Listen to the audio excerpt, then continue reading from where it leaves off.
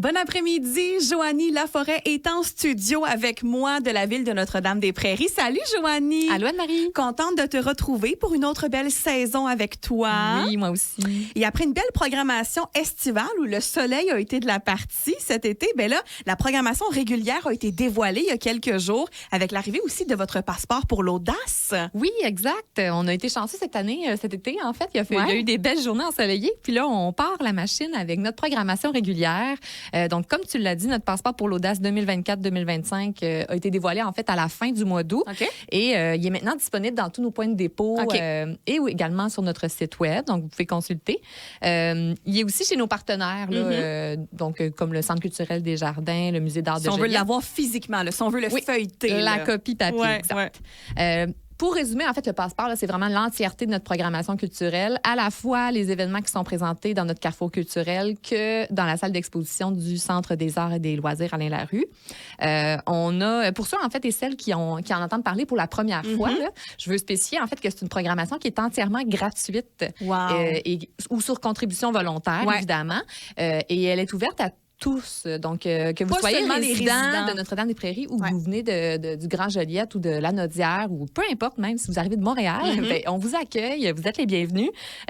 Notre objectif, en fait, c'est vraiment de donner accès à de la culture, que les gens puissent même démocratiser un peu la culture là, en rendant accessible à tous ceux et celles qui veulent en consommer, mais aussi élargir leurs horizons là, parce qu'on reçoit des artistes de toutes sortes de disciplines. Bien, c'est ça, vous avez vraiment toutes sortes de spectacles dans la programmation. Là, on se promène un peu dans tous les arts. Là. Oui, parce qu'en fait, au cœur de la programmation, on a beaucoup de résidences artistiques, des résidences qui consistent à donner en fait un accès à notre salle de spectacle, qui est notre église qui a été convertie, et avec l'hébergement compris, pour que l'artiste ait vraiment un moment là, d'immersion complète dans son projet et qu'il puisse travailler sur son œuvre en construction.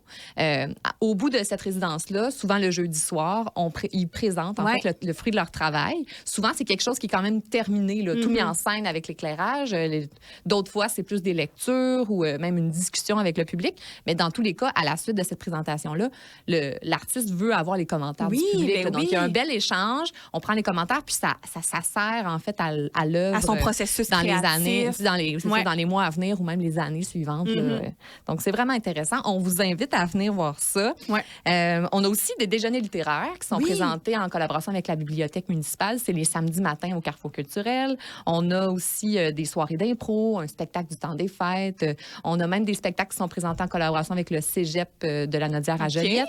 Donc, c'est vraiment très varié. Oui, absolument. Puis ça vaut la peine de se le procurer, le passeport en version papier, parce qu'il permet d'accéder à des offres de vos partenaires. Oui, c'est ça. Comme je l'ai mentionné tantôt un peu, je mentionnais le Centre culturel des Jardins, le Musée d'art de Joliette. En fait, c'est que on appelle notre passeport un passeport parce qu'à chaque visite, on va mettre une étampe sur votre exemplaire. Donc, tranquillement, au fil des... Plus vous venez voir nos spectacles, en fait, nos événements, plus on vous met des étampes. Et là, quand vous en cumulez un certain nombre, vous avez accès à des offres de nos partenaires. Des rabais. C'est soit des rabais ou même des gratuités, des paires de billets gratuites pour certains spectacles qui sont présentés chez nos partenaires. Je vais vous faire la liste, en fait, parce qu'il y en a quand même plusieurs. On est chanceux, on a beaucoup de partenaires. On a le Musée d'art de Joliette, le Centre culturel des Jardins à Joliette aussi, le Café culturel de la Chasse-Galerie à la Valtrie. On a Diffusion Hector Charland, en fait, qui comprend à la fois les spectacles présentés à l'Assomption au Théâtre Hector Charland et au Théâtre Alphonse Desjardins à Repentigny. On a le Festival Mémoire et Racines, le Festival de Lanaudière. On a la librairie Martin, pardon. Et on a même 2 nouveaux partenaires cette année. On a maintenant le Centre d'art Diane Dufresne qui est à Repentigny. Et on a aussi le Théâtre du Vieux-Terrebonne, qui est en fait la Société de développement culturel de Terrebonne. Hey, c'est vraiment cool!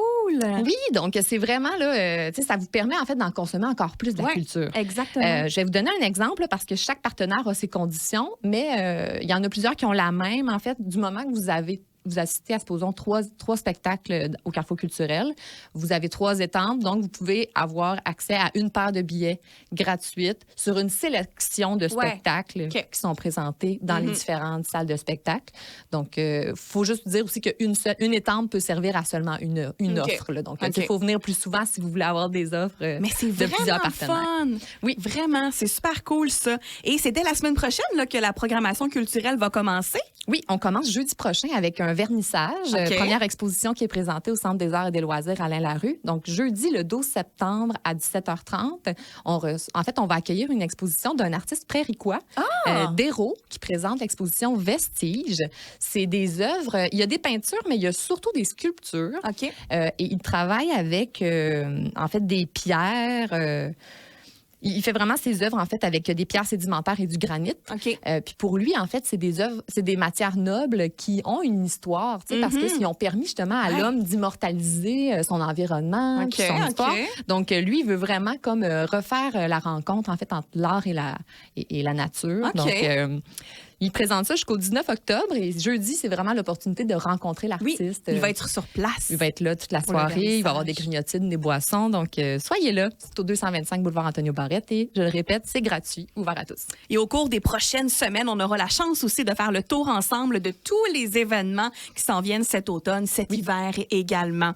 Joanie Laforêt, merci beaucoup. On peut vous suivre sur les réseaux sociaux, là, la ville de Notre-Dame-des-Prairies, et ici à CFNJ tous les jeudis. Merci, Joanie. Merci, Anne-Marie.